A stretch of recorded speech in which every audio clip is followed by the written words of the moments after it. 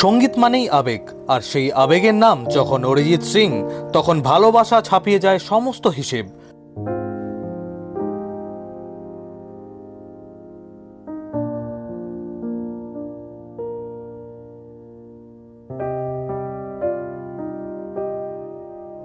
সঙ্গীত জগতের বেশ কিছু তাবড় তাবড় তারকাদের নিয়ে মাতিয়েছেন মঞ্চ।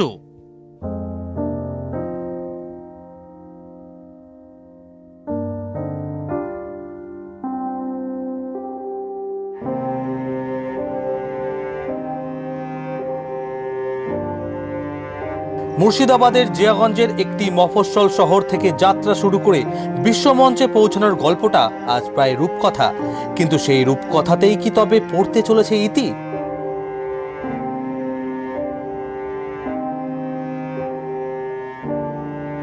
আজ সন্ধ্যার একটি সোশ্যাল মিডিয়ায় অরিজিৎ সিং এর একটি সাম্প্রতিক পোস্ট ঘিরে তোলপাড় অনুরাগী মহলে। গান না গাওয়ায় ব্যক্তিগত সিদ্ধান্তের ইঙ্গিতেই কার্যত হতবাক তার ভক্তেরা। শুধু জিয়াগঞ্জ বা মুর্শিদাবাদ নয়,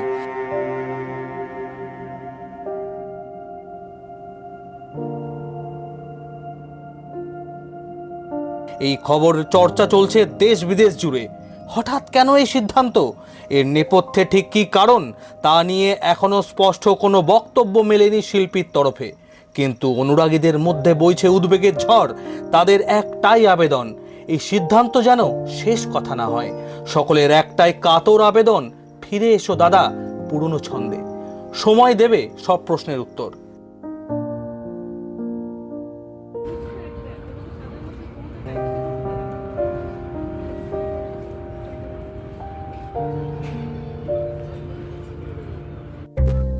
জিয়াগঞ্জের ভূমিপুত্র অরিজিৎ সিং বিশ্ববিখ্যাত একটি গায়ক হঠাৎ করে এমন একটা সিদ্ধান্ত নিলেন যে প্লেব্যাক সিঙ্গার হিসেবে তিনি আর গাইবেন না। কি বলবেন?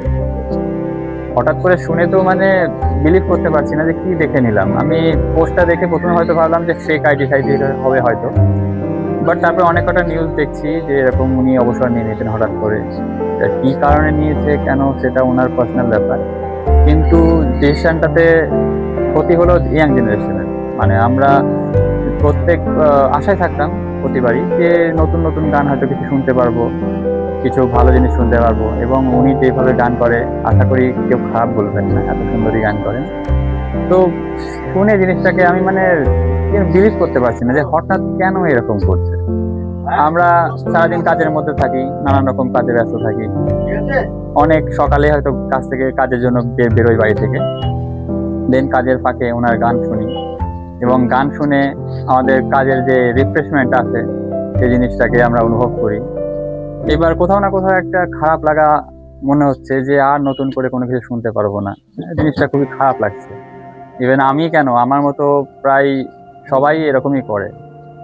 তো জিনিসটা ঠিক মানতে পারছি না, ভালো লাগছে না জিনিসটা। তো প্লিজ দাদা কাম ব্যাক, এটাই বলবো। আপনার নাম পরিচয়? আমার নাম তাপস বিশ্বাস। Bureau report, Bangla news.